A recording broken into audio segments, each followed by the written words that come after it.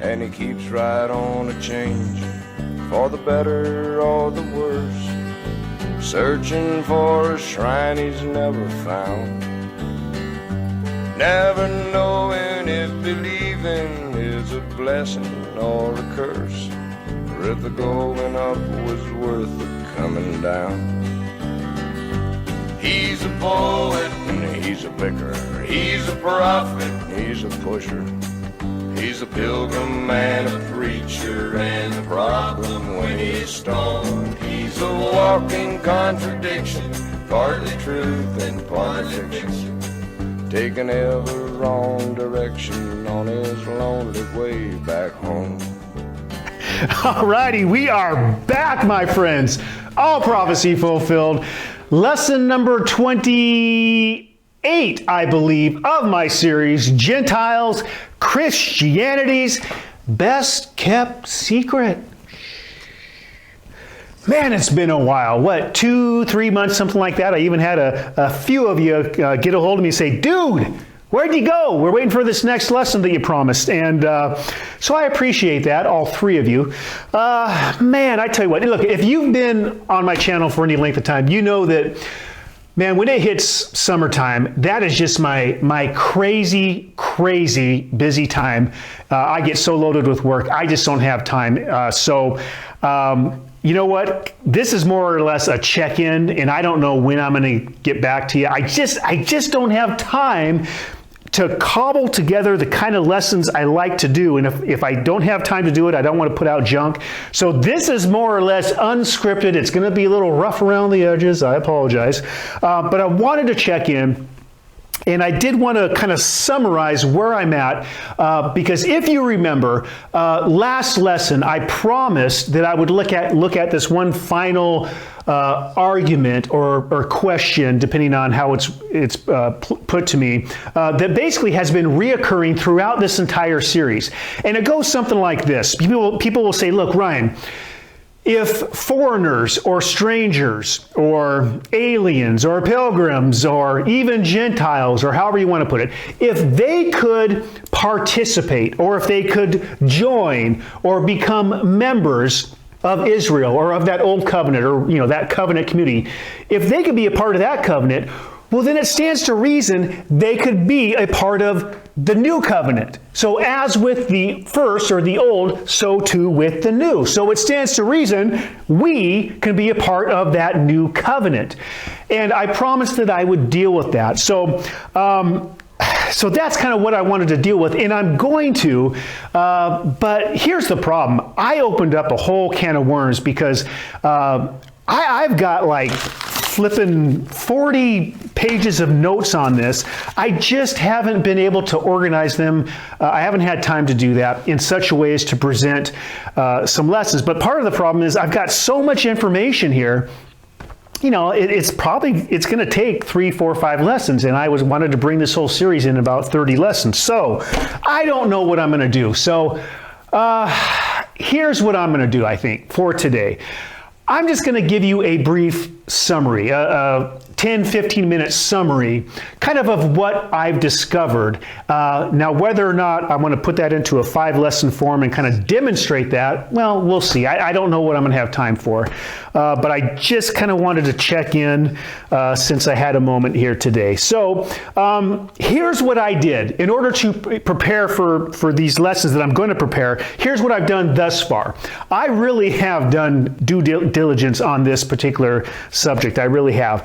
The first thing that I did is that I went through the Bible and I looked at all the different words that we see translated, as foreigner, pagan, sojourner, alien, that kind of a thing. And I looked at all those words, and there's like 6, 7, 8 of those words. And it's real confusing because those words are translated various ways themselves. So it can get a little bit convoluted depending on how they translate it. But there are a lot of words that are translated: pilgrim, sojourner, stranger, foreigner, alien, and all that. And even then you throw Gentile into the loop, right? And then I looked at all the passages where those words are used, and I wanted to see how are they used and who specifically are they referring to. So I did that. And I'll tell you right off the bat, here's what I found. I found the study of those words to be very much like the word Gentile, or more accurately, what we get Gentile from, Goy or Goyim. I found this particular study to be very much like Gentile. What do I mean by that? Well, look, I've said all along, and I think this has just been missed by so many people, because they're going to say, Ryan, you think that the only Gentiles in the Bible are Israelite Gentiles, Israelites. I'm like, no, I've never said that. We have said all along, and we've demonstrated it consistently, that the only Gentiles in view, that is in the redemptive scope of the entire narrative, the only Gentiles who would be far off and brought back, the only Gentiles who would be scattered and then gathered, the only Gentiles in that particular sense were Israelite Gentiles. So yes, the word Goy or Goyim, it can and it does often refer to non-Israelites who were never associated with Israel. But it can and it often does refer to Israelites. So that's kind of my point. For example, what do we look at? Hosea chapter 5, was it? Or was it 8? I think it's 5. Where Yahweh is telling Ephraim, he's telling Israel that their children would become strangers. I think the word was zur to them. They would become alienated from God. They would be estranged from God. They would be strangers. Well, there you go. That's kind of my point. Just like the word Goy and Goyim, just like that can often refer to both Israelites and non-Israelites, well, so too with all these various words. Again, I'm not going to go over them now, but there's like 7 or 8 of them that are translated: foreigner, pagan, alien, stranger, and all that. Those two, just like Gentile, those two often refer to Israelites. Israelites who became foreigners, Israelites who were cut off and they become strangers to God. Do you see that? So I'm not saying that the only foreigners in the Bible are Israelites. I'm saying no, just like Gentile, it can be either and or, and it behooves us to look at the context of every single one of these passages to see who exactly is being referred to. And I tell you what, more often than not, time and time again, I see that all these references to aliens and foreigners who were not a part of Israel, they very likely could have been Israelites who had once been a part of Israel. But I need to explain that. But that's not all inclusive. I'm just saying that's part of the puzzle here. So that's what I looked at. And then, in addition to that, I listened to, well, first I read a good handful of some scholarly articles, and then I watched actually a boatload of YouTube lectures by some scholars. I was talking with, many of you might know Derek Lambert. He does a podcast, Myth Vision. Fantastic podcast. I love it. And him and I talk on the phone every now and then, and we kind of go over this, and he sees, he understands Israel only pretty darn well. And anyway, he had recommended a couple of scholars to listen to on YouTube. He sends them my way, and I was listening to them. And so that's another thing that I did. And I was going to interact with some of these YouTube videos in my lessons on this lessons. Point in case, I watched a few YouTubes of Christine Hayes and Paula Fredrickson, both scholars and respected in their own rights. So I wanted to interact with those, and it's kind of an interesting thing when I'm not one of those guys who says, oh, scholars don't know crap, who cares what they think. No, I respect them for their credentials, and I respect them for their work. And who am I to really question some of their work? Well, I think I'm a guy who can understand the text, is probably as well as they can in my own right. And I don't mean that, I'm not saying that to think more of myself than I should. I'm simply saying sometimes the scholars, just like all of us, they're coming from their own presuppositions and they're coming from their own paradigm, and they're seeing things that, quite frankly, I think are just wrong. I don't know, let me give you a few examples here. For example here, Christina Hayes, on a few of her videos, I jotted down some notes, and, she covers much of the stuff that I actually studied on my own, and she talks a lot about, Jewish identity, the collective versus the individual, and, how was it somebody came to became Jewish or to become Israel. And it's an interesting thing because she says a lot of things that I think are agreeable, but she says other things that I think are just so far off. She kind of speaks out of both sides of her mouth. She'll say this, she'll talk about how the lines between Israel and foreigners, or Israel and other, were permeable. In other words, there's a blurring of the lines between what was Israel, what was Jewish, and what was not. But on the other end of the spectrum, she'll say, well, but there were, rituals, and there were certain things that did, in fact, require, a kinsman relationship to Israel. So on one hand, it's physical. On the other hand, it's not. Well, which is it? But again, she said a lot of things that I would agree with. For example, she talked a lot about the collective Israel, the collective memory of Israel. So as people would enter into Israel, the member of collective Israel, according to her, they joined Israel without erasing his status as a ger, or as a non-citizen. So in other words, it's not like she would say, they would become a member, but they would also retain their status as a ger, as an alien, as a stranger. And that's kind of odd. It's like, well, which is it? She says here, we see that what makes an individual Jewish and what makes a community Jewish are not necessarily the same thing. So again, and this kind of coincides with what I found, that even though a stranger, we talk a lot about, they're treated as native born, these people who come into the community of Israel and they participate. That doesn't mean they're Israel. What that means is they're able to participate in some way, but they still retain their status as what they were. That is a stranger or a foreigner. They still have that status even within the community of Israel. So, in other words, she talks about how Israel became really, it was a pluralistic society or a community. And honestly, I feel like she kind of wants to have her cake and eat it too.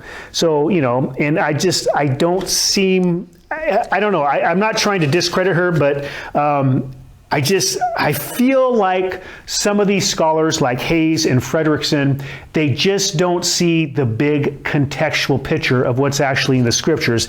I think they're looking more towards, they're trying to interpret the Hebrew scriptures through history as opposed to the narrative itself. But let me just give you a couple of snippets about Paula Fredrickson. She was talking about a couple of them, but here's one: Judaizing the Gentiles, the ritual demands of Paul's gospel. And, I was not impressed with her because right off the bat, she talks about how pagans are Gentiles, Gentiles are pagans. They are one and the same, right? And so right off the bat, she basically, in my opinion, this idea that Paul is actually talking to scattered Israelites, that is so far off her radar, she doesn't see that. In fact, she says somewhere that, let's see here. She says that, hold on, I'm going to find it for you. Oh, she realizes that Paul... She says here that, the second thing historians started paying attention to, other than Paul's eschatological time frame, is that all of Paul's letters are directed towards pagans. None of his letters are written to Jews. I don't get that. Are you out of your mind? She says that every single one of Paul's letters, not one of them was directed to Jews, like in any way. Are you crazy? See, I don't understand that. I really, really don't. She goes on to say, that means that anything he says about Judaism, he says in respect to pagans. No, he doesn't. I think that anything Paul says about Judaism, I think he's saying it in respect to Israelites. See, it's just so crazy. So I think that particular perspective is so far divorced from the actual story that we're given, and it's a hard pill for me to swallow when I'm reading that. I just can't get beyond that. And then what else does she say that I thought was interesting? Oh yeah, here we go. So she's talking about pagans. She talks a lot about pagans and idols. And I think that's interesting because she says, she's talking about the last days. The eschatological time clock is clicking down, really, according to Paul. She's right on that. It is. But then she talks about pagans and idols. And she says, pagans in this scenario, the last days she's talking about, really, bury their idols and they turn and worship the God of Israel. Well, prior to this, I don't get it. Prior to this, she makes a point to say that when pagans, where is it? When pagans came into the covenant community, we're talking Old Testament here, right? They were called God-fearers. A God-fearer is somebody who's a pagan, but who is showing respect for the God of Israel. In other words, she has added the God of Israel to whatever pantheon is native to them. They have not made an exclusive commitment. So in other words, she says these God-fearers in the Old Testament, they basically just added Yahweh. When they came into the covenant community, they added Yahweh to their pantheon of gods. But here she says, in the last days, these pagans were then ordered, or they committed to turning away from all that pantheon of other gods, and they were going to turn to Yahweh, and that's it. Only Yahweh in the last days. Now, just think for a second, and this just drives me bonkers. What group of people were told time and time again that they would be scattered into the nations and they would basically turn to the idols of all the other nations? Israel.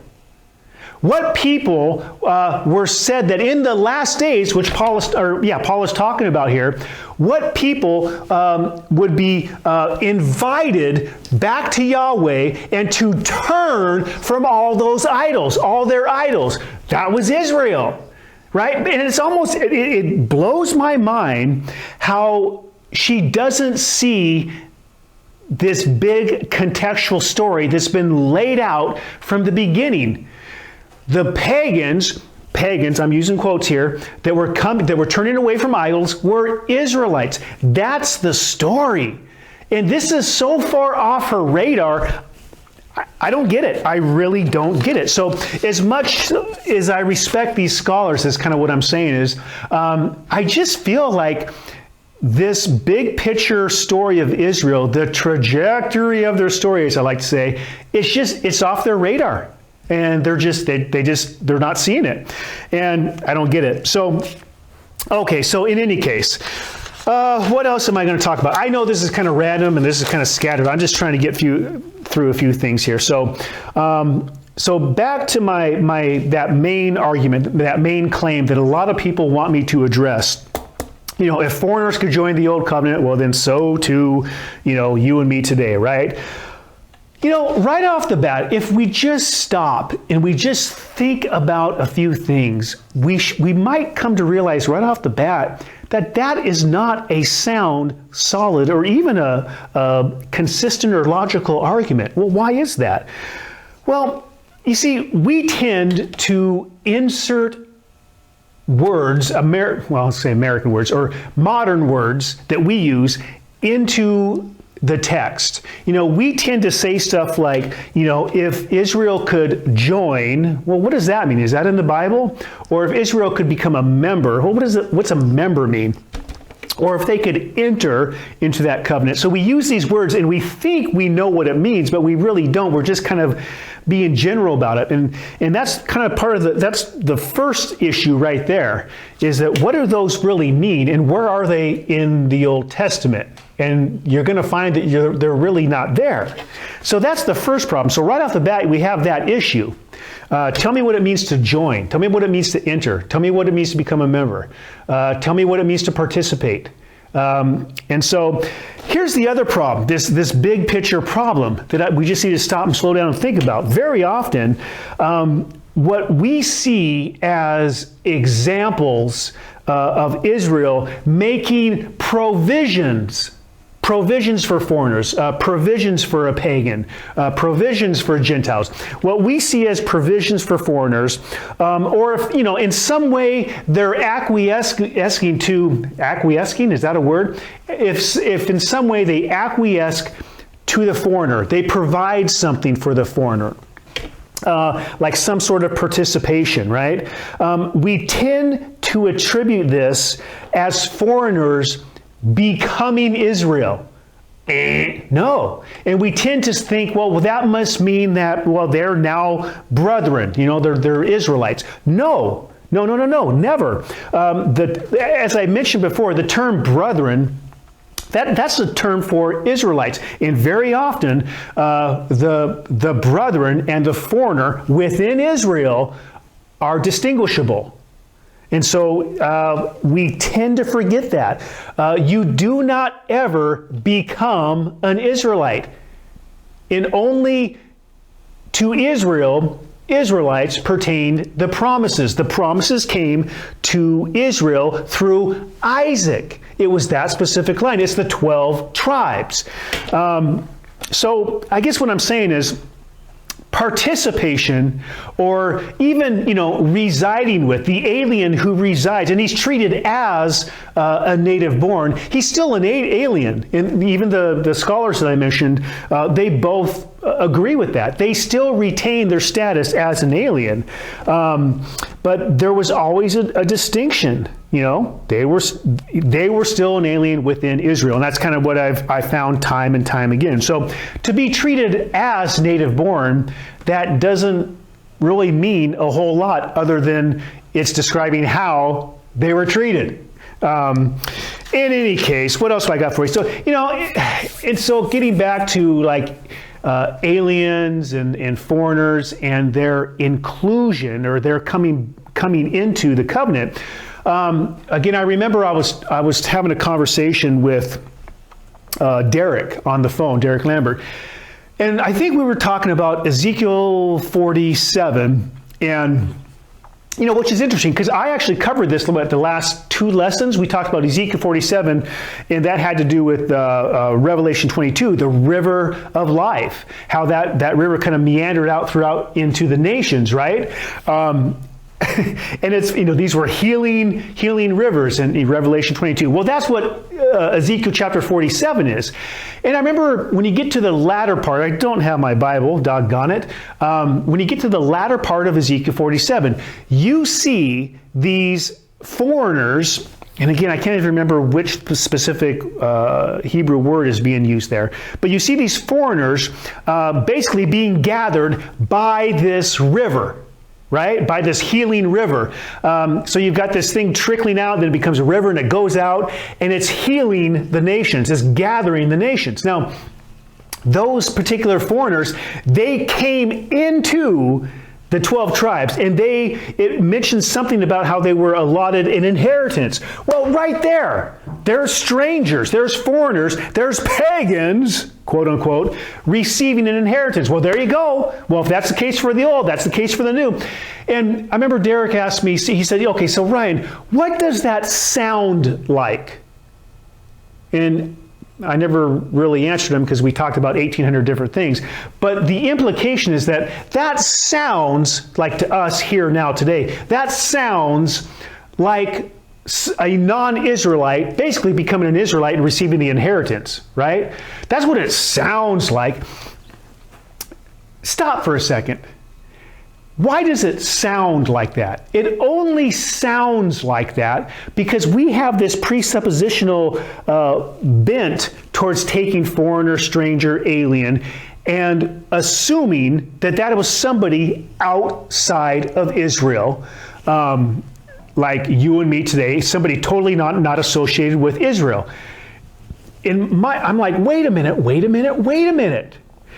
If we stop, we put our head in the Bible and reread, say, Ezekiel chapter 40 through 47, 48, what are we going to find in context to those chapters? What are those chapters about? What are those chapters about in relationship to the broader story and like what was going on around Ezekiel's time? Well, they had been actually Babylon at that time had conquered them, and they were a mess. Captivity and all that. And again, according to the story, the northern kingdom, they had been, basically obliterated, scattered into the nations up until that time as well. And then along comes the Babylon situation. So at the time of this writing, obviously they are in bad shape. But here's this river going out, and it's collecting these people back into that covenant community. These are healing waters, but it's Israel's healing waters in context to the stories. So what does that sound like? Well, to me, according to the actual story, the contextual setup, the contextual story, what's really going on there, or what makes the most sense, it sounds to me like that's Israel specifically being gathered. And if I had to guess whether or not these foreigners are just Joe Blow foreigner pagans out there, or if they're actually foreigners in contextual relationship to the story, what's going on before it, I would think these are probably Israelites coming back into the fold. Doesn't that just make sense? Doesn't that paint just a perfect typological picture of what we see in the New Testament? It sure does to me. So what does that sound like? Well, honestly, it sounds like Israelites coming into the fold and once again being a part of that covenant community. That's what it sounds like to me. And that's kind of what I'm saying. Initially, when I said, when I started looking at all these words that can be translated, stranger, pilgrim, sojourner, alien, all that. When I started looking at all these, and I started looking at the context in which they were used, I found it to be very much just like Goy and Goyim. I have very much so that if we just look deeper at the context within the story, it makes more sense. It makes more contextual sense, in my opinion, that these strangers, these foreigners, were more than likely, they already had a prior connection to Israel. So, I have kind of rambled a lot about not a lot. So anyway, you know what? I'm going to stop right now. I just wanted to check in and let you know what I've been covering. So bottom line, could foreigners, strangers, pilgrims, sojourners, Gentiles, I'm trying to think of the other words I'm forgetting, could they participate within Israel's covenant community for whatever reason? Yeah, sure looks like it. Could they be treated as a native born? Sure looks like it. But could they become Israelites? No. Could they become brethren? No. Could they receive the adoption, redemption? I don't think so. I think the promises pertained to Israel, the seed of Abraham, Isaac, through Isaac. That's who the promises pertain to, the 12 tribes. So in other words, to say, well, hey, if foreigners could be a part of the old, the foreigners could be a part of the new, that just doesn't hold water. And another thing, maybe I'm not going to wrap this up. I'll just keep going. Again, stop for a second and just think. If I were to say to you, hey, those in the new covenant, according to Scripture, those are the ones who would be saved. Now, if you know what saved really means, being delivered from the death and curse of the law, if you were to say, hey, look, those who were saved in the new covenant, that means those in the old covenant, they were saved too, because this is that. You see what I'm doing? I'm kind of taking this argument and I'm putting it in reverse, and it doesn't make sense. Why? Because the truth is, we can't say, because if this, then that. We can't say that because the old covenant, the first covenant, was really in stark contrast. We could juxtapose it to the other one, and we could see they really are diametrically opposed, to be honest with you, to each other. Because that first covenant, it brought what? Death. It was the ministry of death. I've been over this a bazillion times. Okay, so that first covenant, ministry of death, what was the new covenant? Well, that was required because that first covenant was the first covenant of death. Those associated, those made dead by that first covenant required new covenant life. Life. So do you see how this is kind of adding up here? We can't say that this equals that because they're two different covenants with different purposes. One brought death, one was a tutor to bring them to that next one. So again, it doesn't make sense. You don't need that first covenant because you were never made dead by that first covenant. You see how that works? You never transgressed that covenant. And that's really the whole point, folks. And so I'm trying to think here, or I'm trying to demonstrate that this does not equal that. And that's kind of what I'm saying with this whole idea of, well, if they could be a part of this, well, then why can't we be a part of that? That just doesn't really make biblical sense. Okay, you know what? I think I'm done. Look, I don't know when I'm going to get back to my next lesson, and I don't know how or if I'm going to organize all this stuff and bring it to you in a presentable fashion with scripture verses and citing my other sources. I just wanted to check in with you.